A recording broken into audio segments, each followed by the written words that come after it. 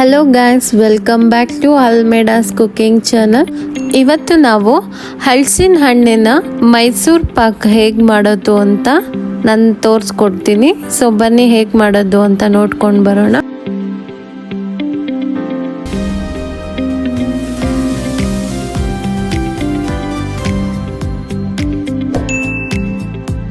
ಮೊದಲಿಗೆ ನಾವಿಲ್ಲಿ ಹಲಸಿನ ಹಣ್ಣನ್ನು ತೆಗೆದಿಟ್ಕೊಂಡಿದ್ದೀವಿ. ಬಟ್ ಇದು ಬಂದು ಅಂಬ್ಲಿ ಹಲಸಿನ ಹಣ್ಣು ಅಂತಾನೆ ಹೇಳ್ತಾರೆ. ಇದು ಅಂತೂ ತುಂಬ ಸಿಹಿಯಾಗಿರುತ್ತೆ ಮತ್ತು ಇದನ್ನ ಅಡುಗೆಗಳಿಗೆ ಅಂತಾನೆ ಯೂಸ್ ಮಾಡ್ತಾರೆ. ಸಿಹಿ ತಿಂಡಿ ಮಾಡೋದಕ್ಕೆ, ದೋಸೆ ಆಗಿರ್ಬೋದು, ಕಡುಬು ಆಗಿರ್ಬೋದು, ಈ ಥರ ಮೈಸೂರು ಪಾಕ್ ಮಾಡೋದಕ್ಕೂ ಇದು ತುಂಬ ಚೆನ್ನಾಗಿ ಬರುತ್ತೆ. ಈಗ ನಾವು ಇದಕ್ಕೆ ಬೀಜನೆಲ್ಲ ಸಪ್ರೇಟ್ ಮಾಡಿಕೊಂಡು ಹಲಸಿನ ತೊಳೆನ ಸಪ್ರೇಟಾಗಿ ಇಟ್ಕೊಳ್ಳೋಣ. ಈಗ ನೋಡಿ ಈ ಥರ ಬಿಡಿಸಿಟ್ಕೊಳ್ಬೇಕು. ನೆಕ್ಸ್ಟ್ ನಾವು ಇದನ್ನ ಮಿಕ್ಸಿ ಜಾರಿಗೆ ಹಾಕೊಂಡು ಒಂದು ಸ್ವಲ್ಪನೂ ಗಂಟು ಇರಬಾರ್ದು, ಫೈನ್ ಆಗಿ ರುಬ್ಕೊಂಡು ಬರಬೇಕು. ನೋಡಿ ಈಗ ಚೆನ್ನಾಗಿ ಪೇಸ್ಟ್ ಆಗಿದೆ. ಈಗ ನಾನು ಅಳತೆ ಮಾಡೋದಕ್ಕೆ ಈ ಬೌಲನ್ನು ತಗೊಂಡಿದ್ದೀನಿ.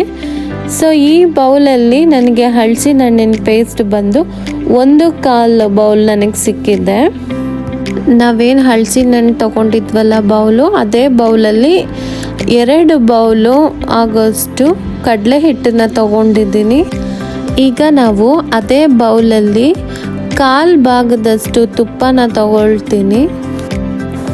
ಈಗ ನಾವು ಇದನ್ನು ಒಂದು ಸ್ವಲ್ಪನೂ ಗಂಟಿಲ್ಲದೆ ಇದ್ದಂಗೆ ಚೆನ್ನಾಗಿ ಮಿಕ್ಸ್ ಮಾಡ್ಕೊಳ್ಬೇಕು.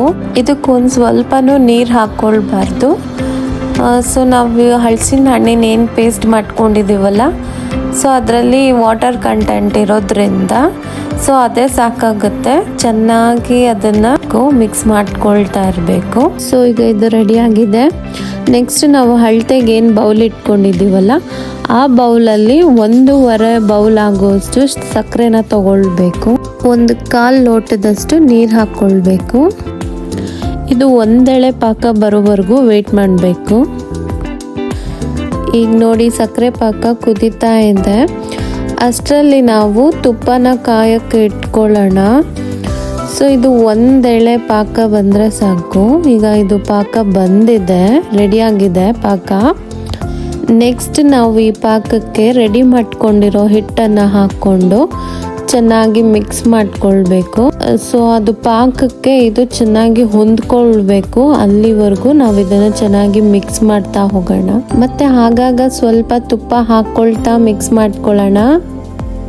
ಆದರೆ ನಾವಿದನ್ನು ಕೈ ಬಿಡ್ದಂಗೆ ಅವಾಗವಾಗ ಮಿಕ್ಸ್ ಮಾಡ್ತಾನೆ ಇರಬೇಕು. ಕಂಟಿನ್ಯೂಸ್ ಆಗಿ ಮಿಕ್ಸ್ ಮಾಡ್ತಿರ್ಬೇಕು.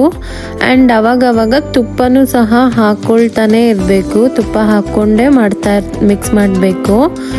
ಆ್ಯಂಡ್ ಇದು ಈ ಪಾತ್ರೆ ನನಗೆ ತುಂಬ ಸಣ್ಣದು ಅಂತ ಅನ್ನಿಸ್ತು. ಸೊ ನಾನು ಬೇರೆ ಪಾತ್ರೆಗೆ ಶಿಫ್ಟ್ ಮಾಡಿಕೊಂಡೆ. ಆದರೆ ನೋಡಿ ಇದು ಆಲ್ಮೋಸ್ಟ್ ಆಗಿದೆ. ಸೊ ಸ್ಪ್ಯಾಚುಲಾಗೆ ಅಂಟುತ್ತಿದೆ. ಬಟ್ ನಮಗೆ ಸ್ಪ್ಯಾಚುಲಾಗೆ ಅಂಟಬಾರ್ದು, ಅದು ಬಿಡಿ ಆಗಬೇಕು. ಈಗೇನು ನಾವು ತುಪ್ಪ ಹಾಕಿದ್ದೀವಲ್ಲ, ಆ ತುಪ್ಪನ ಬಿಡಬೇಕು. ಸೊ ಆ ತುಪ್ಪ ಎಲ್ಲ ಬಿಟ್ಟು ಅದು ಸ್ಪ್ಯಾಚುಲಾಗ ಅಂಟಲಿಲ್ಲ ಅಂದರೆ ಸೊ ಅದು ರೆಡಿಯಾಗಿದೆ ಅಂತ. ಈಗ ಆಲ್ಮೋಸ್ಟ್ ಎಲ್ಲ ರೆಡಿಯಾಗಿದೆ. ಈಗ ನಾವು ಪ್ಲೇಟ್ಗಳಿಗೆ ಹಾಕ್ಕೊಂಡು ಸೊ ಅದನ್ನು ಕಟ್ ಮಾಡ್ಕೊಳ್ಬೇಕು. ಈಗ ಇದನ್ನೆಲ್ಲ ಕಟ್ ಮಾಡ್ಕೊಂಡಿದ್ದಾದ್ಮೇಲೆ ತಣ್ಣಗಾಗೋದಕ್ಕೆ ಬಿಟ್ಬಿಡ್ಬೇಕು ಇದನ್ನ. ಬಟ್ ಈ ರೆಸಿಪಿ ಮಾತ್ರ ತುಂಬಾನೇ ಚೆನ್ನಾಗಾಗಿತ್ತು. ನಾನು ಎಕ್ಸ್ಪೆಕ್ಟೇ ಮಾಡಿರ್ಲಿಲ್ಲ ಇಷ್ಟೇ ಚೆನ್ನಾಗಿ ಬರತ್ತೆ ಅಂತ. ಒಂದೊಂದು ಬೈಟ್ಗೂ ಆ ತುಪ್ಪದ ಫ್ಲೇವರ್ ತುಂಬಾ ಚೆನ್ನಾಗಿ ಬರ್ತಿತ್ತು. ನಮ್ಮ ಮನೇಲಂತೂ ಎಲ್ಲರಿಗೂ ತುಂಬಾನೇ ಈ ರೆಸಿಪಿ ಇಷ್ಟ ಆಯ್ತು. ಎಕ್ಸ್ಪೆಷಲಿ ನನ್ನ ಫ್ರೆಂಡ್ಸ್ಗಂತೂ ತುಂಬಾನೇ ಇಷ್ಟ ಆಯ್ತು. ಅವ್ರು ಒಂದೊಂದು ಬೈಟ್ಗೂ ಹೇಳ್ತಾ ಇದ್ರು ತುಂಬಾ ಚೆನ್ನಾಗಿದೆ ಅಂತ. ಸೊ ಅದನ್ನು ಕೇಳೇ ನನಗೆ ತುಂಬ ಖುಷಿ ಆಯಿತು. ಯಾರ್ಯಾರಿಗೆ ಈ ರೆಸಿಪಿ ಇಷ್ಟ ಆಯಿತು ಪ್ಲೀಸ್ ಲೈಕ್ ಮಾಡಿ ಆ್ಯಂಡ್ ಶೇರ್ ಮಾಡಿ ಆ್ಯಂಡ್ ಸಬ್ಸ್ಕ್ರೈಬ್ ಮಾಡ್ಕೊಳ್ಳಿ. ಆ್ಯಂಡ್ ನೆಕ್ಸ್ಟ್ ರೆಸಿಪಿಗೋಸ್ಕರ ಕಮೆಂಟ್ ಮಾಡಿ.